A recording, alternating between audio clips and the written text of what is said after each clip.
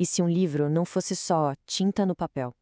Imagina uma experiência totalmente dinâmica, interativa, que de alguma forma responde à consciência de quem está lendo. Vamos pensar um pouco nessa frase. Ela é a porta de entrada para o mundo de Mebadon, uma fábula onde o texto, veja bem, não é feito de tinta, ele é feito da fibra de quem lê. É um lugar onde o tempo não corre em linha reta, ele converge.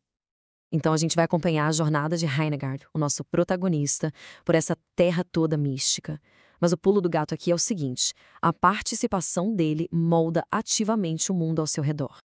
E nessa jornada, o Heinegard encontra uns instrumentos, digamos, bem diferentes. Tem um lago que não reflete o rosto, mas a intenção, uma forja que molda o metal com o ritmo do coração, com a respiração, um compasso que mede emoções, e até umas teias de luz que reagem à qualidade da atenção.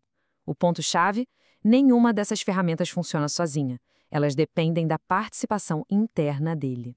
E é aqui que a coisa toda vira de ponta cabeça.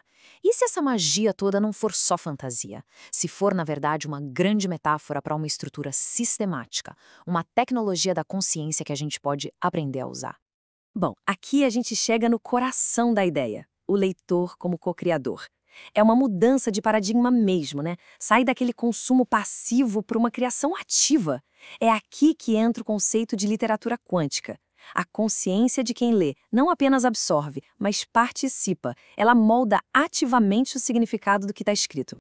Para ficar bem claro, vamos ver essa comparação. De um lado, a leitura tradicional, que a gente pode chamar de newtoniana. O texto está ali, parado, fixo. A gente lê para extrair um significado que já está na página. Do outro lado, a literatura quântica. Aqui, o texto é um campo de potencial. Ele existe em vários estados ao mesmo tempo. E é a consciência única de quem lê que colapsa todo esse potencial em um significado específico, pessoal, e que pode transformar. Então, o princípio fundamental é esse. Quem lê não é um espectador, alguém de fora, olhando para dentro. Não, é um participante ativo. A atenção, a consciência da pessoa, tudo isso ajuda a criar a própria realidade da história. A metáfora com a física quântica aqui é bem direta e, nossa, muito poderosa. Certo, mas como é que isso funciona na prática? Aqueles elementos mágicos da história de Mebadon, eles não são só fantasia. Eles são, na verdade, metáforas para técnicas bem específicas que podem ser repetidas. E essa tabela aqui mostra essa tradução de um jeito brilhante. Olha só, o lago que lembra vira a técnica da lacuna intencional. É um espaço deixado de propósito no texto para ser preenchido com a experiência de quem lê. A forja silenciosa se torna a transformação rítmica, que é usar a própria respiração para dar sentido à experiência. O compasso vira uma linguagem multidimensional para a gente mapear nosso mundo interior. E as teias invisíveis representam a conexão co-criativa, que une quem lê, o texto e a intenção de quem escreveu. E no fim das contas, o ponto central é esse: a mudança de foco. Isso não é só uma teoria literária, é uma metodologia prática. O objetivo é que a literatura não apenas descreva a transformação, mas que ela seja o gatilho da transformação. E claro, essa evolução não acontece de uma hora para outra. É um processo, um caminho, com estágios bem claros de desenvolvimento. A jornada geralmente começa como um leitor passivo, buscando um significado fixo. Depois, se evolui para um participante ativo, que já começa a preencher as lacunas com a própria experiência. O próximo passo é o co-criador consciente, que cria ativamente o significado junto com o texto. E, por fim, o criador autônomo, que já consegue aplicar esses princípios para ajudar outras pessoas e até criar suas próprias obras. E essa ideia não surgiu do nada.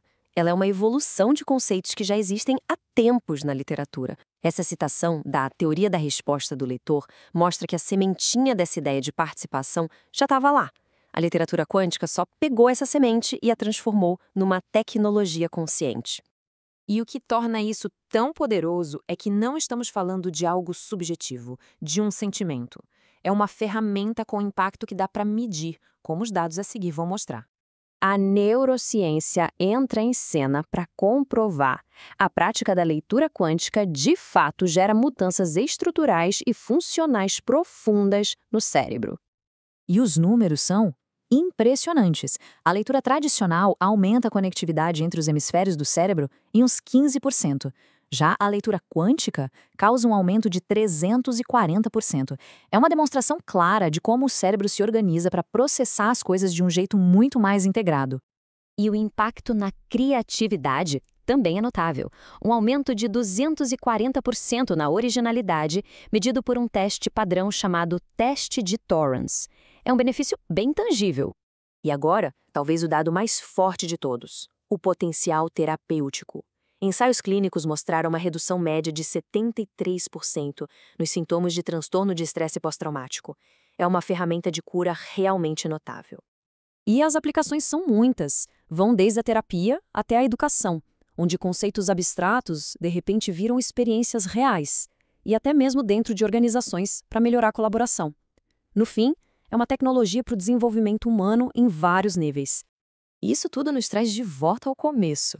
Depois de toda essa jornada, a pergunta que realmente importa não é sobre o que a história quis dizer, mas sim o que a história decidiu em mim, o que ela ativou, o que ela moveu, o que ela transformou aqui dentro. Essa é a verdadeira essência da literatura quântica. Não se trata de decifrar um texto, mas de permitir que o texto nos decifre e nos transforme,